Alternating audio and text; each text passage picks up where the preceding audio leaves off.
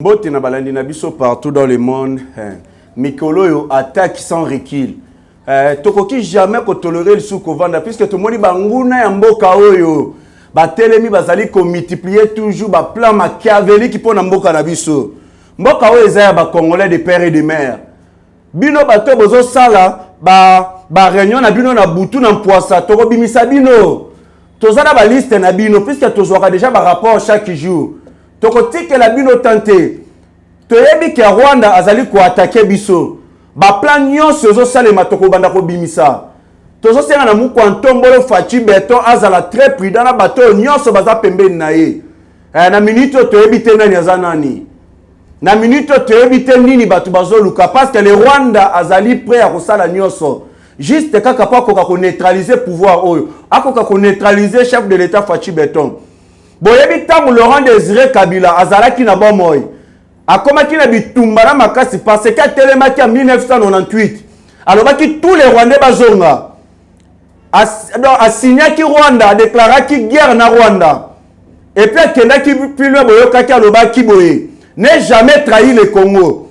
Rwanda poko kakoiba, Rwanda po azwa ta ya kopema. Ils ont failli même koyaboma ina Laurent Désiré Kabila.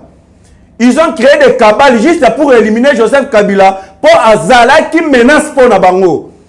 Tu as vu la minute le président de la République Azad déterminé puisqu'il avait bien dit soit la paix totale, soit la guerre totale. Pour le moment, même le président de la République a confirmé Tozali prêt pour la guerre.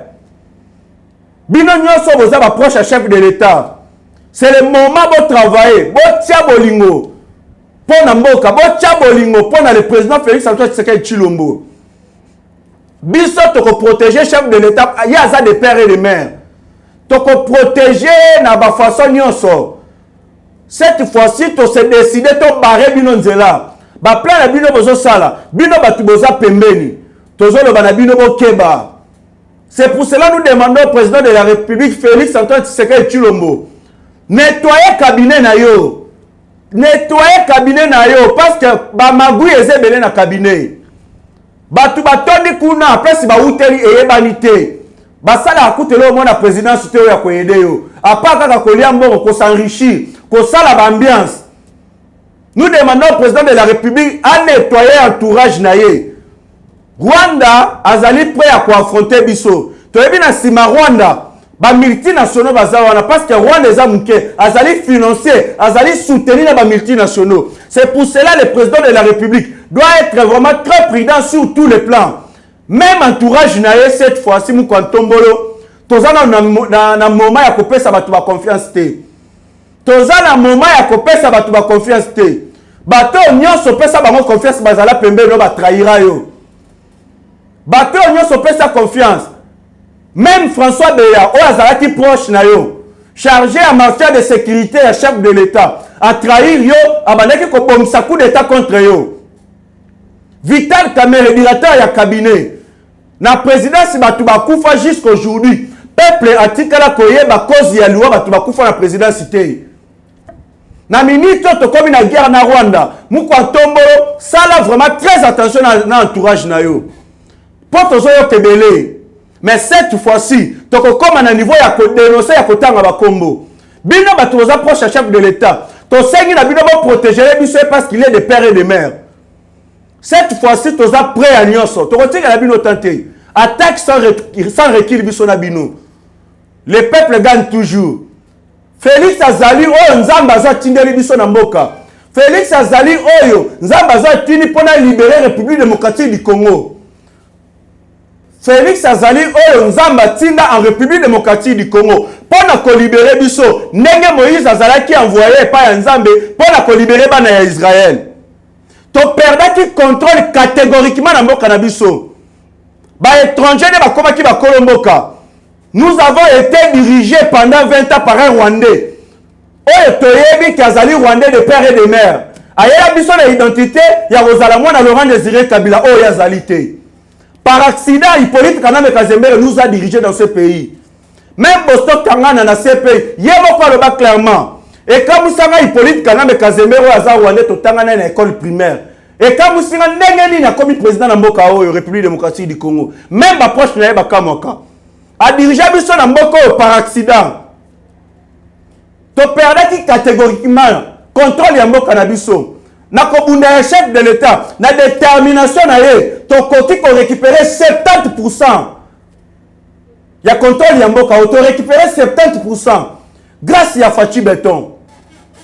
Ya moi sengeli to batela ye peuple congolais. To protéger Félix Antoine Tshisekedi Tshilombo. Ndenge momemima qui a protégé kamaki na ye. So que ça l'erreur est koko e kopanzana. Biso nyo toza censé à protéger. Rwanda yiba biso ba minerai pendant 18 ans. Nanya wa sala face contre Paul Kagame. Nanya wa telemela Paul Kagame. Hippolyte Kaname Kazembere. Oyo yemo kazali Rwandais. Akoka ko telemela Paul Kagame te. Paul Kagame nous a massacrés. Abomi peuple congolais yibi biso.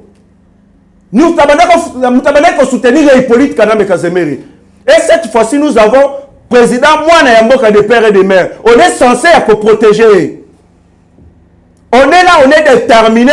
Il y a Kola qui s'habille, non, sur la proche naïe. Bah, on va se faire kabale avec contre chef de l'État. Tokota la bino bien. Tozana bino awa. Merci beaucoup na mukantombolo Fachi Béton. Na bolingo oyo zana yango. Na véritable sisabidimbu oyo yozotika.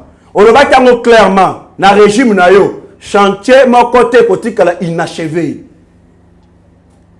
Bisoto le mandat, oyo, et la transition sans Kabila. Oui, Kozong Sambo Kananzela, transition sans Kabila. Chef de l'État a une mission. Mission est un délai indéterminé. Ah oui, délai indéterminé.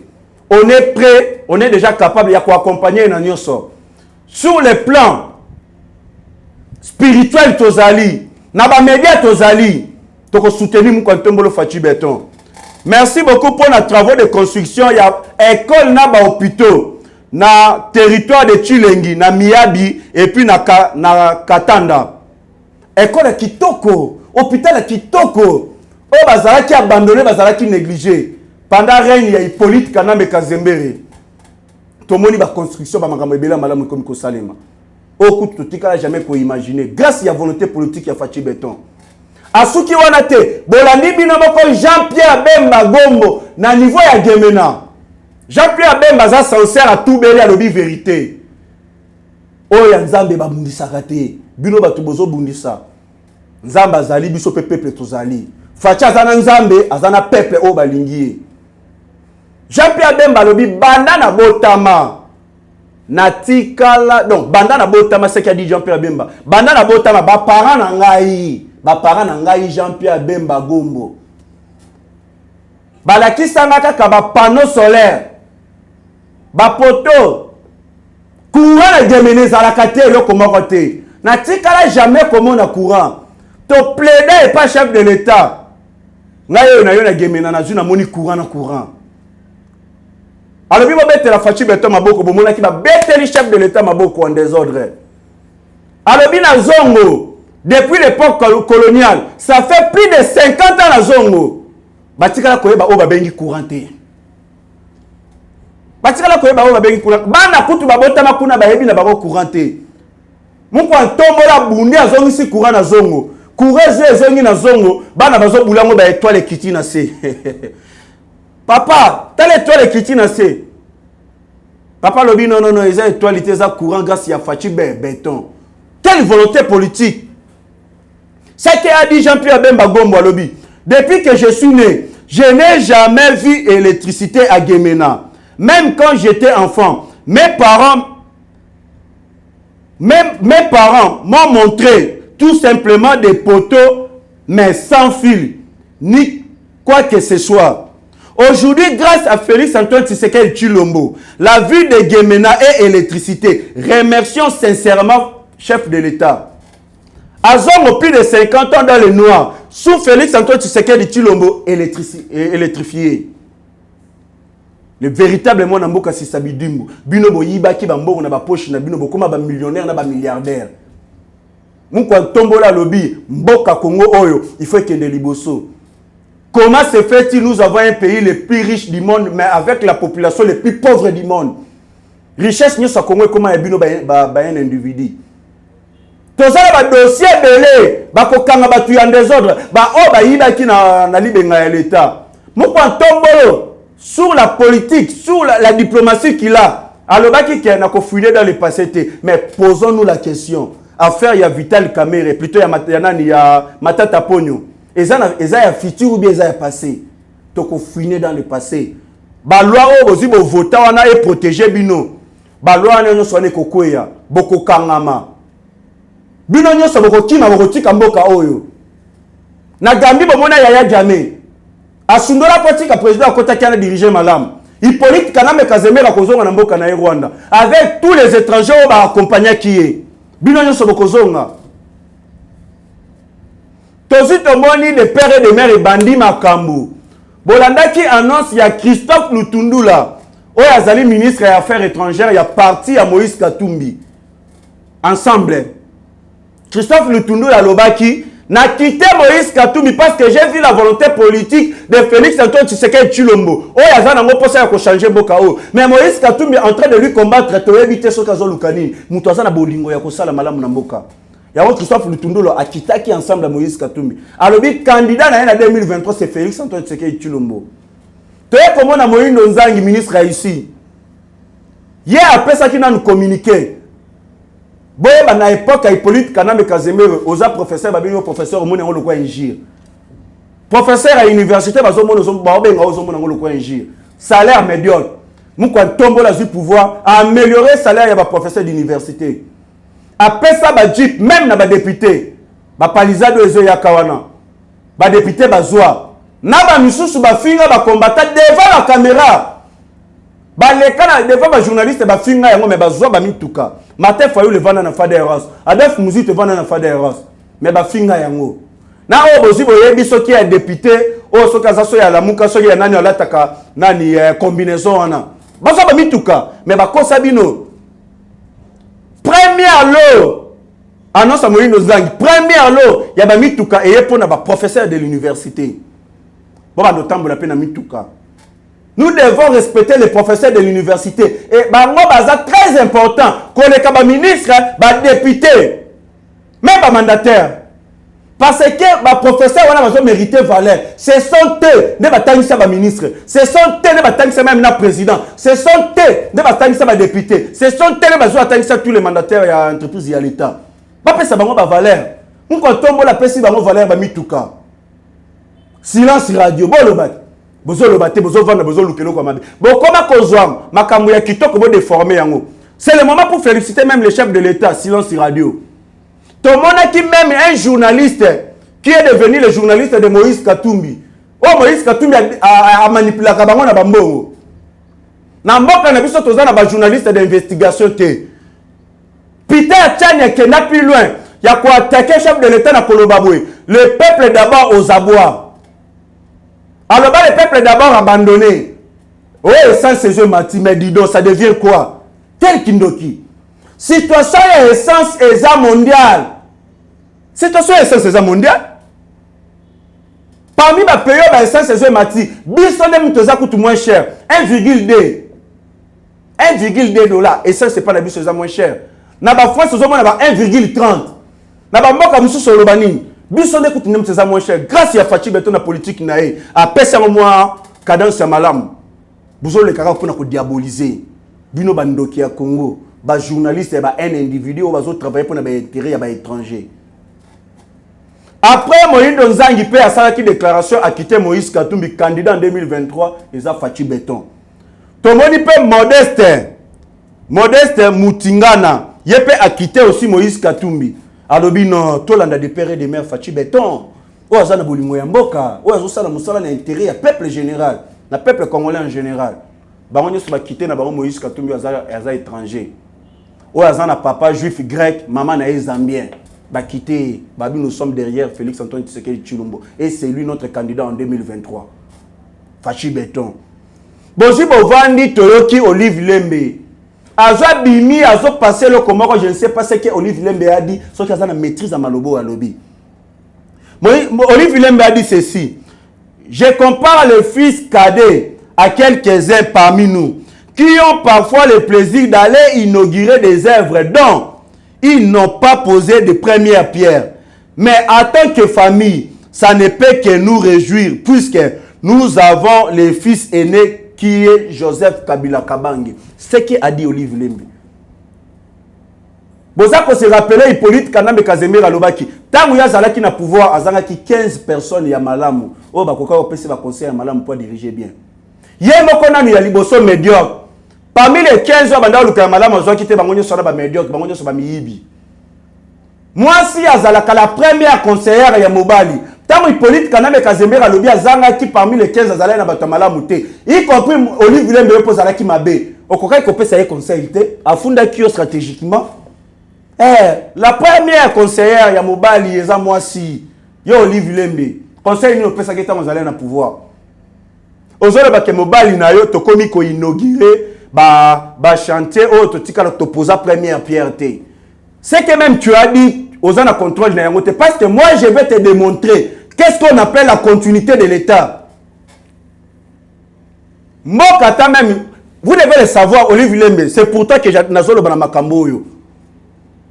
Pourquoi même la constitution ya mboka na biso ezoloba à temps d'empêchement le président de la République s'il est empêché soit maladie ou bien problème moko songolo pangala mais c'est le président du Sénat nde mutu akokumba mboka pona ti tangu ya ba élection mboka evanda ka bongo te soki mutu akufi azali susu te mboka kotelema te la continuité ya musala l'été salemaka c'est le président du Sénat nde mutu akokumba mboka jusqu'à organiser ba élection. C'est ce qu'on appelle la continuité de l'État. Le roi Hippolyte Kanambe Kazemere, incapable de la misala, atika va chantier inachevé. Mouko tombe pe avanda, atika na epeka kabongo parce que Olive Lembe ozolo babiloba loba par le président de la République. Hippolyte Kanambe Kazemere a sali plus de 20 ans. Pourquoi s'il s'est monté? Mais président Félix Antoine Tshisekedi Tshilombo à 3 ans, a sali makambo bele koleka muto a sali nani 20 ans. Koleka même Mobutu 32 ans. Bangonia, ceux qui ont toujours sali, c'est ceux qui 52 ans ou 54 ans. Au Faki Beton a 3 ans sali koleka Bangonia. Tu es en train de nous dire que Bazako inauguré Babiloko va poser première pierre.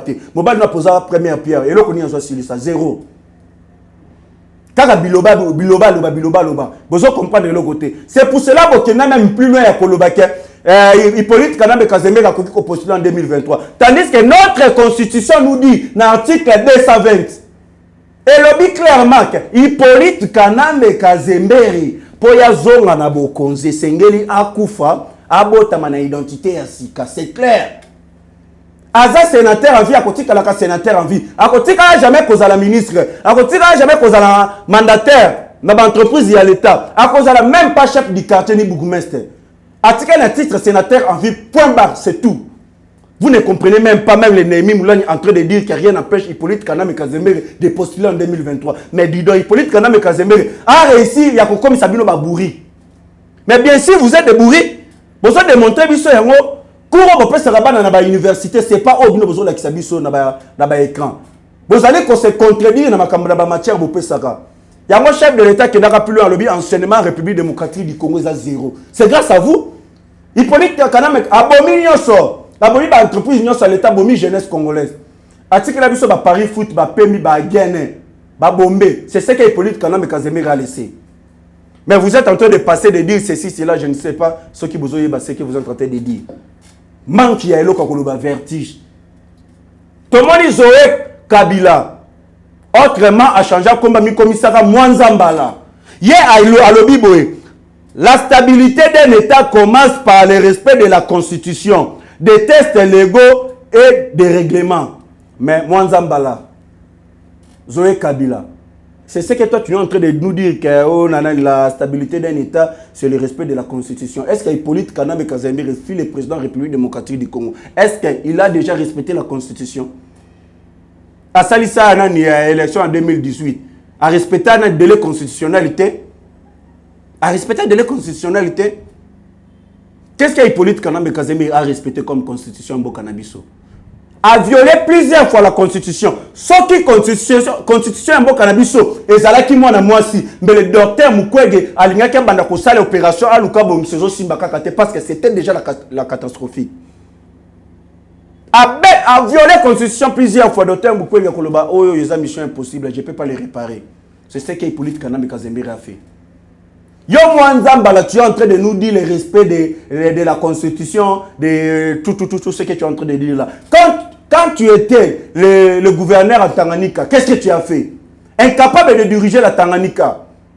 Au comment qui même créer une milice na Tanganyika pour créer l'insécurité et de piller des minéraux et que na ba poche na bino na ba banque na bino. Les chefs coutumiers ont allé voir le président de la République na liste balaki c'est tous les cabales que au Bandai Kosala na Tanganyika a complicité nan de konayo Hippolyte Kanabe Kazembe. Balaki c'est chef de l'État ba milice au Bandako créer. C'est pour cela ba destituer que ba longola qui comme gouverneur de la Tanganyika. Maintenant, tu es en train de dire des choses que tu n'arrives même pas à comprendre, même pas à expliquer. Ma caméra aux olobasso les années. On a comprendre vertige à Olive Lembe, vertige à Mwanzambala, na komba Zoé Kabila. Et ça parce que affaire ya kamwena sapu en téléchargement les responsables ba kozala umukamate. Et ça ya koinda Hippolyte Kanambe Kazembe affaire ya kamwena sapu. Dossier na mozo funga na justice, c'est déjà en cours de téléchargement. Yo, na ba proche bazana simana oboko kangama désordre. Papa Tchan Tshisekedi wa Mulumba, que son âme repose en paix à l'obaki nabiso. Les Égyptiens que vous voyez, lobi boko mona bango li sosoté. Ces Égyptiens, ce sont vous les raïs na ba clique nabino. Bozi ba avion RVA boboma yango. Bozi ba avion ya mboka. Boboma ngo na kati ya kingakati. Bozi bo sali yango ba resto. Y compris même na Jean-Pierre Bemba na justice atika dossier. Ba avion, beaucoup ça ba resto. Ba avion ça na état mort ya malam. Tandis que nous avons besoin des avions. Nous comptons Fatih Beton en train de commander les avions. Y compris l'avion présidentiel abandonné Bozuba abandonaka. Chef de l'État Zongi Sayango, incapable même de payer l'argent pour la Zongi Sayango. Mais tandis que tu n'es pas millionnaire mais tu es milliardaire. Quel kindo qui amène ba avion comme nani na kati kinga kati comme ba restaurant, ba boîte de nuit tout. Quel kindo qui peuple congolais. Botala bandoki ya Congo bango wana des avions na kati kinga kati comme ba restaurant. En tout cas bino, bozo mériter que boza la pandi. Ba boma bino en plein air. Parce que boza bandoki ya Congo. Affaire à Kamwena ça vous allez voir Singezali Moulaye, vous allez tous être arrêtés. Tous les proches de Hippolyte Kanambe Kazembe et lui-même les commanditaires. Ba okanga bino en désordre. Bandoki ya Congo. Peuple congolais. Parce que à cause de l'infiltration dans mon cannabiso, vous avez vu James Kabarebe, qui est au gradé dans Ouganda, en République démocratique du Congo, le chef d'état-major général congolaise, sous Hippolyte Kanambe Kazembe. Il y a des gens qui sont chargés de matière de sécurité dans Rwanda. Mais comprenez, James Kabarebe et Hippolyte Kanambe Kazembe, aza oncle na neve. Hippolyte Kanambe Kazembe aza neve ya James Kabarebe. James Kabarebe aza oncle na ye. Comment se fait-il qu'il y a Hippolyte Kanambe Kazembe qui se dit être congolais? Tandis que James Kabarebe aza na Rwanda, c'est azali rwandais, 100% de père et de mère. Na 1998, bango nyonso ba mibengaki ba congolais. Mais Laurent Désiré Kabila tango abengani ba rwandais en 1998, James Kabarebe azonga ki Rwanda. Mais Hippolyte Kanambe Kazembe yo azotikala tikoto mais oncle na azonga Rwanda. Yo pe zonga Rwanda, osani na Congo, oyibi déjà koki osala nini? Zonga na mboka na Rwanda parce que tu es un Rwandais. James Kabarebe za oncle na yo za neve na ye. Par quel manger tu peux te dire être congolais? Des Congolais autoproclamés. Nous sommes là avec Fatih Beton, nous allons tous vous déboulonner. Tomani Paul Kagame parce que balandina biso partout dans le monde. Bungananga, tout ça déjà lelo est à 31e jour. Au Bungananga, ils sont sous contrôle. Il y a M23 na militaire rwandais. DGM, OCC, DGDA, bureau na bâtiment administratif pillé. Pillé bâtiment administratif. Machine makamnyo so memia na kati ya Rwanda na Kigali. Bungananga est un élément stratégique économique. Bungananga a ça la recette, il y a $1 million chaque fin du mois. Recette à Badouane wana nyoso les autres qui ne kana Rwanda na Kigali. Mais Paul Kagame est en train de nier son implication vers les groupes rebelles du M23 qui sont réellement des militaires rwandais. Des minéraux à biso qui ne na kati ya Rwanda na Kigali. Bolandaki une dame rwandaise a dit ceci. Tokomi na kema ya mibali. Mibali bazo sila. Plus de 400 militaires rwandais tués en République démocratique du Congo au front. À cause de Paul Kagame, pour l'intérêt personnel, l'intérêt égoïste. Une dame rwandaise a dit cela. A dit 400 militaires rwandais vont se en République démocratique du Congo à cause de Paul Kagame. Mibali va comme aussi là. Na mokolo où te que les kasoki Burunzi za soki nani Emmanuel wana âgé de 19 ans il passe à Koufi. Toujours à cause de Paul Kagame. Bolandaki à l'époque moment qui Sultan Makenga y compris na deuxième personnalité nae. Ils ont dit ceci. Deuxième personnalité à Koufi mais Sultan Makenga n'est pas mort. Bolandaki na niveau ya Uganda, place à Kenda qui va traiter Sultan Makenga za ya kokufa. Même il y a des vidéos. Eux ils ont sillonné partout. Sultan Makenga ba okende kokundae. Que son âme repose en désordre. Celui qui tue par l'épée, périt par l'épée. Maintenant, ça reste Paul Kagame. Et Paul Kagame est allé plus loin. A vu le colonel Karuzizi Ruki. Yendaza, le remplaçant de Sultan Makenga, chargé des opérations M23, nommé par Paul Kagame dans mon ya lobby. Nous sommes pas même opération contre na opération M23 pour combattre Bisoka na est de la République démocratique du Congo. C'est pour cela que le président de la République est déterminé qu'il y a une guerre en Rwanda. C'est pour cela qu'il avait dit il faut que la démonstration à force na biso pour que ça honneur na dignité na biso avant tout. C'est ça la détermination des chefs de l'État Azali na yango. Tomoni même na niveau ya nani ya Uganda. Les M23 recrutent en Ouganda. M23 recrute en Ouganda. Ah! C'est pour cela que j'avais dit qu'on devait vraiment faire très attention avec les militaires ougandais. Hein. Ce sont des traîtres, y compris Ouganda. Ouganda et Paul Kagame, Museveni et Paul Kagame. Ils ont joué même jeu. Pour créer une insécurité dans l'Est, ils ont intérêt dans Bango. Il y a un moment où Ouganda a fait une usine à raffinerie. Or, même en Rwanda, où il y a des matières Rwanda comme même première fournisseur ya coton ou azana ba matière wana te ko ça même na ba car électrique. Oh depuis chef de l'État bloqué nyo sona fongoli usine à raffinerie ya or na Bukavu. Rwanda bloqué usine na Uganda bloqué. Crise des côtés.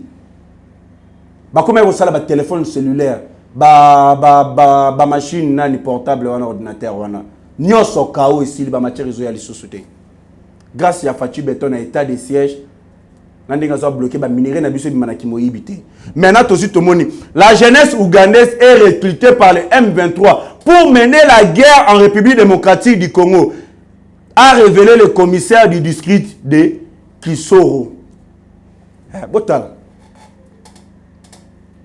Boye Bayango ke Museveni, c'est un tout Rwandais. C'est pour cela son fils Moïse Alobaki Angoboye, c'est lui qui va attaquer à Paul Kagame, qui est mon oncle. Je vais m'en charger de lui. C'est ce que oncle Ndengeni. Museveni, comme on est à Yoeri, a chargé comme si je ne me trompe pas, en 1996 pour diriger Ouganda. Ndenge politique Kaname Kazembe repasse à Sala. A chargé comme Joseph Kabila Kabange. A complicité na quelques Bakatangé. Beaucoup étrangers nationalité dirigé Bisso. Bazaba tout Museveni aza tout Rwandais. Paul Kagame tout Rwandais. Paul Kagame a qui même plus loin à Kolobake. En 2024, je vais postuler à l'élection présidentielle. Tomoni na Mozambique, un opposant rwandais a koufi na kati ya chambre d'hôtel nae. Ba beti na ba blessure na mutu, na ba blessure na maboko. Ba bomi na kati ya chambre na Mozambique. Justement quand Paul Kagame a annoncé qu'en 2024 a postulé opposant à Moko à niveau Mozambique à Koufi. Aussi, ce n'est pas la première fois. Ça se fait toujours. Tous les opposants à Paul Kagame bazo Koufa dans les pays étrangers. Il faut que c'est là qu'on est signé tout le CPI Bozu Bovandi. La communauté. Boye Bayango Rwanda, 85%. Il y a la population rwandaise bazaba Hutu. Bazaba Hutu. Paul Kagame a tout Rwanda pouvoir wale za ba Hutu. Paul Kagame a kanga yango toujours ils allaient pas na bango. Bazo linga toujours ba tia ba étranger na ba kwenyoso. Tala degré kindoki. Jean-Mouri Katete, un résistant rwandais, tweet à Lobiboé. Les experts des Nations Unies qui disposeraient des preuves selon lesquelles plusieurs hauts gradés rwandais, dont James Kabarebe et les ministres de la Défense, sont en contact permanent avec les mouvements du 23 mars au Babengaka M23 qui sévit à l'est de la République démocratique du Congo depuis plusieurs semaines.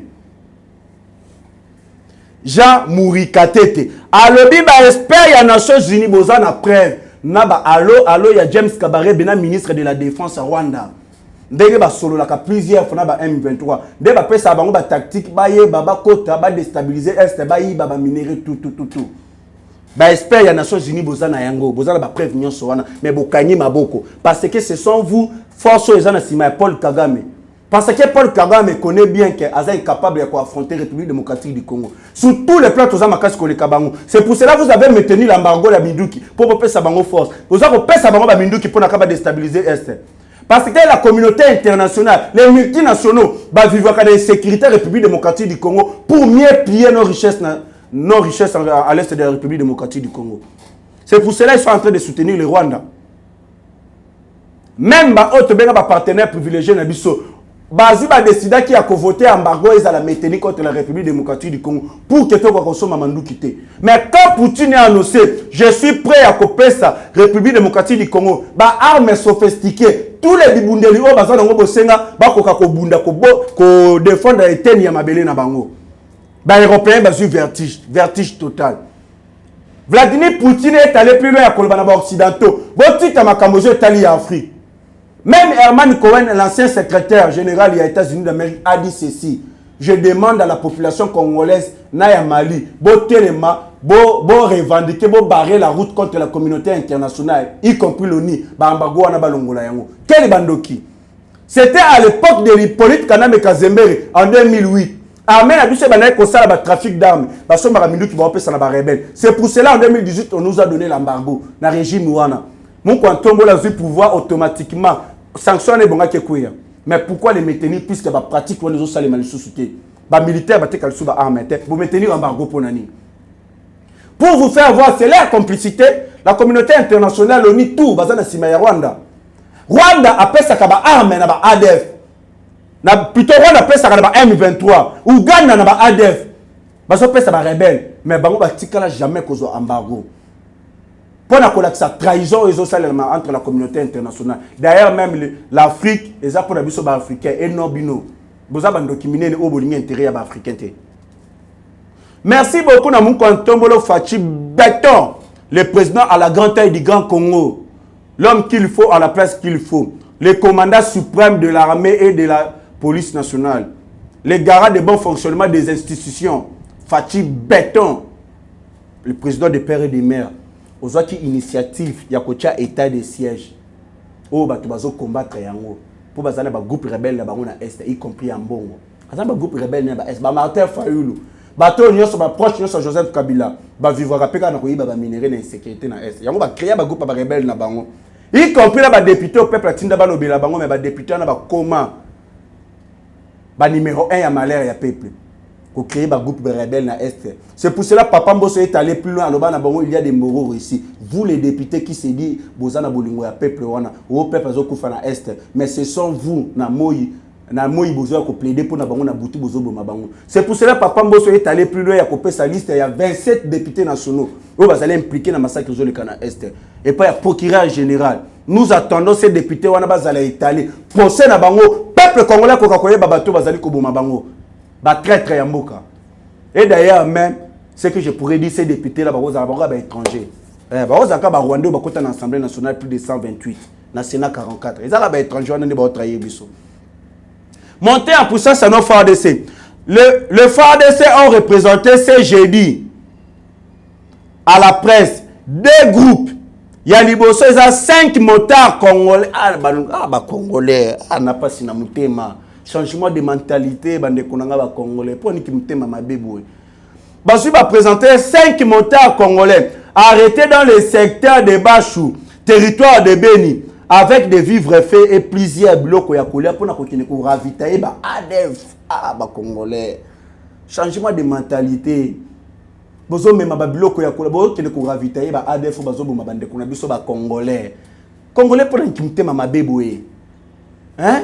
La police a joué Kangibino grâce à l'état de siège.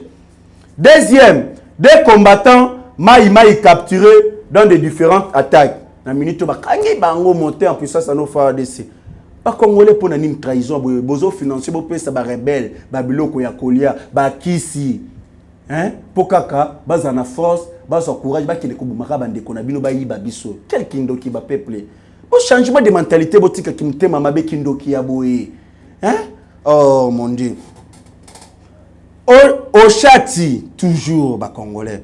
Au Chati, Sarah Hélène, âgée de 18 ans, de nationalité congolaise, capturée le 4 juin 2022 par les FARDC lors d'une offensive contre une position des ADF à Beni. Cette femme congolaise, n'alobi bien, cette femme congolaise est l'épouse de l'un des commandants du groupe terroriste ADF depuis 2 ans.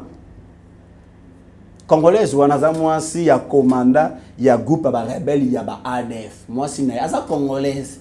Mobile na ida za commandant ya ba ADF wa bomani batu. Moi si ne pe congolaise, o bana pena mobile. La police na biso FARDC ba kangiye. Wana ezali porte-parole ya opération Sokola 1. Nimta sala ki annonce wana. Merci beaucoup na état de siège musala ya kitoko. Fati Beto zola la te FARDC zo sala musala ba miliciens ba rebelle ba zo sentir monter en puissance ya no FARDC. Ba komi kobanga bango moko. Vers le retour définitif de la paix en Ituri. Pour la première fois, dans le Bible, pour la première fois, le numéro 1 de la milice FPIC, Chini Yakilima, a accepté de sortir de son quartier général et apparaît au grand jour. Il a été reçu par l'administrateur militaire.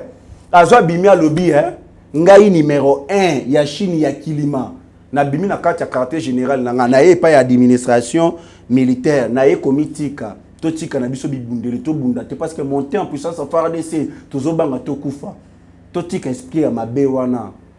Soki to kokena biso na bakanya makasi se banani boye to yekola ba métier to ndimi mais totika na biso ki rébellion na este. Bientôt Ituri insécurité ekosila. Ah Fachi Béton. Ah wana ye na révélation troublante. Martin Fayulu Keita Diagne. Quand Tamounani, papa la biso Gentini Ngobila, le gouverneur de la ville-province de Kinshasa, a annoncé ceci. Identification, il y a des étrangers, il y a des expatriés. Et je bandi. Martin Fayulu, le col, il y a des étrangers. Azuma Sinaï Camerounaise, inde na Kisangani. Akimi. Mais éviter que Kolanda Tikuna. Normalement, on devrait avoir des étrangers, il faut avoir une carte de résidence. Tout ça, poubelle, poubelle. C'est pour cela que tout ça, toujours banani, rebelle. Ozomona na kati ya nani ya est de la République démocratique du Congo na mokole uta ki oleka. Babomi un rebelle ou za nationalité somalienne. Babomi me baya wa ndenge DG ba kokota kota. Ba West Africain ba yaka sa mikanda bazo kota so na ba kolinde ngini. Ba étranger ba kotia ba ye na voie mo clandestin. Tozo kota ba rebelle na kati mboka kaka boy. Il faut avoir une carte de résidence. Première belge, moi, quand il y a des besoins de carte, on a écouté sur $300. Les restes, bah, Ouest Africain, boboiter les pas. Bah, Malien, bah, Ouest Africain, dans les Maliens, tout en général, les Ouest Africains. Bah, Libanien, bah, Chinois, boboiter les pas. Bon, ça va carte de résidence. Oh, il y a consomme, bah, t'es bah, kangaya, fouta, en pas qu'on aille. Et puis, bah, refouler s'il le faut. Bon, il y a des ça, ma camounion sur la voie normale. Martin Fayulu est allé.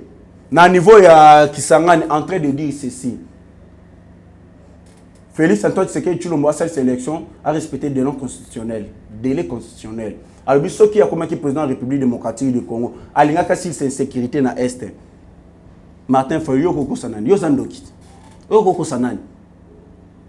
Insécurité ni aussi ça. C'est pas toi Martin Fayulu. Bon violer la constitution avant même beaucoup mana poste bolinga qui est comme président de la République. Martin Fayulu n'a pas meeting national, il est comme président, au PSA ba minéré pendant 30 ans. Quel kindoki pendant 30 ans des politiques Kagame Kazemira banda osala. Yo peut boiter les pas. Après le besoin na bolingwa mboko na bolingwa peuple. Okenda plus loin ko ba kayo ko beta 2 mandats, au tikeli Moïse Katumbi 2 mandats. Mais c'est la violation de la constitution. Notre constitution nous dit les mandats c'est pour 5 ans et renouvelable une seule fois. 2 ans, on a diriger 2 ans. C'est la violation de la Constitution. Bosa bandoki. Yo télémela état de siège. Nous avons compris. Au télémela état de siège parce que Ozana ba groupe ba rebelle na Est. Ozala qui le seul candidat na élection présidentielle. Oya l'état qui na beni na Kasindi. Na lié oya sécurité zala qui makasi. Bato et basayela qui ont sécurité na campagne électorale. Non plus que tu as été le seul candidat. Oya l'état qui na zone rouge wana. Na beni na Kasindi. Ba oya basayela qui ont sécurité na c'était les ADF. Ne pas celle qui a sécurité la campagne électorale en 2018, Martin Fayoul. Tu es les sources de l'insécurité dans l'Est de la République démocratique du Congo. Pourquoi tu as sauté? Tout le monde même. Ok, on est plus loin. Nous avons voté Fachi Beton, ce n'est pas toi. Tu as voté, tu as posé avec l'élection. Nord Kivu. Na Ituri, tout. Même partout qu'on a une sécurité ici là. Tout si cette situation va M23 avant qu'il y ait une élection. Parce que nous ne devons pas organiser les élections tandis que nos frères, maman na biso bana ba yaya baleki bazokufa na Est. Insécurité zali. Tant qu'il y a une élection de Geni Mukantombolo. Combien de fois tu as cette élection changer le koni na mboka o? Tozi moi na mboka Félix Antoine Tshisekedi Tshilombo de père et de mère. Moi na Etienne Tshisekedi wa Mulumba le premier docteur en droit. Moi na ya maman Marthe Kassalou. Mobali ya Mama Denise Nyakero Tshisekedi. Tout ça c'est élection pour les amants na mboka tout ça c'est sécurité na République démocratique du Congo na Est qu'on avant toute élection. Jamais na sécurité bilo bowe la ka élection Martin Fayoul en train de dire élection. Et là on dit nous ça comme appui na ya faire pour na consiste na Est na insécurité na Est. Tu te dis être les soldats du peuple, mais nous savons que les soldats du peuple basali na Est. Balati ba sultan na bango bazali ko bunda na Est. Ce sont les soldats du peuple. Toi tu n'es pas soldat du peuple. Quel genre Kindo? Quel soldat du peuple? Plutôt tu es les massacrés du peuple congolais. Moi quand tombe là qu'il y a une initiative ba militaire baza na Nord Kivu na front ba pesi bango ba prime ya ba $20 chaque fin du mois ba nous ba prime ba $20. Et tu n'as jamais pour ça les mains. Tu es en train de dire élection. Toi qui es une élection, tu as une sécurité dans le monde. Kaka pouvoir. Déclaration contre Rwanda. Martin fait une déclaration contre Rwanda. Moïse Katumbi, Hippolyte Kana, tous les restes. Vous voulez toujours les élections, mais déclaration pour attaquer Rwanda, vous savez le comoroté. Biso peuple, tout le monde a dit non. Merci beaucoup à ministre de fonction publique, Jean-Pierre Liaou. Akendaki pena kisangani. Il y a lakisa peuple congolais. Il y a réveiller bande ko na biso bazana kisangani ya ko talisa bango ke bato bazo ya na pour na intérêt personnel na bango. Pendant les moments où roi d'Azali ko agresser biso bino bozo single élection boule ni. Intérêt personnel. Ministre de la fonction publique Jean-Pierre Liaou alobi boye. Babamba kalibanga na momemi avion te, momemi pepo te, avion pepo na lingala. Mon même peuple oiseau kumba avion. Ce que bambi libanga. Ce qui a perdre conscience, avion tant que koko et ça la crash na bateau bazana kati bakokufa. Ce que tant bido bozo single élection, qu'est-ce que vous voulez? Peuple wa bando kufa na insécurité, Rwanda côté la biso tina kati wa élection. Nous allons pas organiser les élections. Tout ça c'est une insécurité. Ce qui n'est plus, nous allons appeler Lambert Mende. Alors, Belabiso, article 70, alinéa D. Le président de la République reste en fonction jusqu'à l'installation d'un nouveau président élu. Avant toute élection, nous, Biso peuple congolais, toujours c'est une identification générale, na recensement, qui est tous en carte d'électeur. Penaloi, Noël, est en vigueur de père et de mère. C'est ainsi qu'on débat qu'il y a une élection. Tant que ma campagne se fait limiter qu'il y a une élection.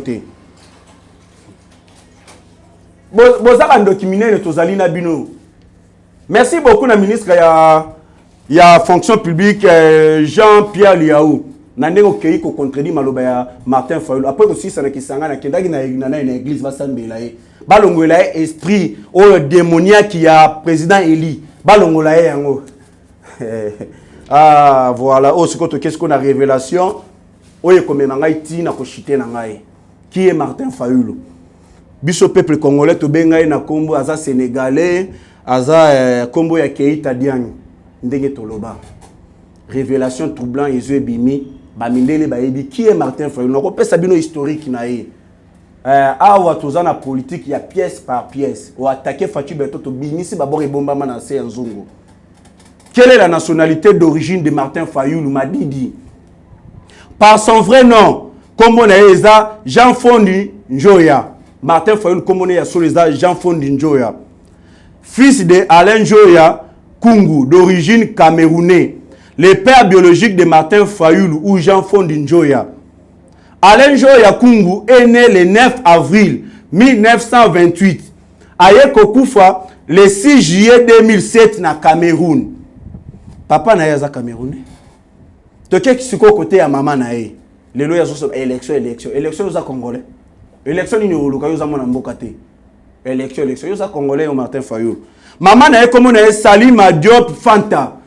Poto tikala koyeba identité ya maman Martin Fayoulou te. Bokeli na seni identité ni na pesa ya papa ya identité ni na pesa ya maman. Ok na seni. Maman na ye comme na Salima Diop Fanta.